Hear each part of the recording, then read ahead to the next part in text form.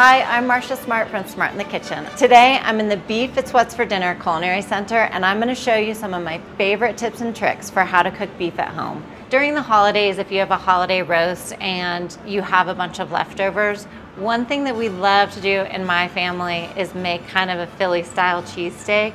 We'll chop up the extra meat, saute some onions and peppers, add all of that to the pan with some beef stock, let it really simmer down, and then you can make some delicious Philly style cheesesteaks with melted cheese, and it's such a great way to use up leftovers. Another leftover idea for your holiday roast is just to shave off some meat, make some horseradish sauce, and have sliders.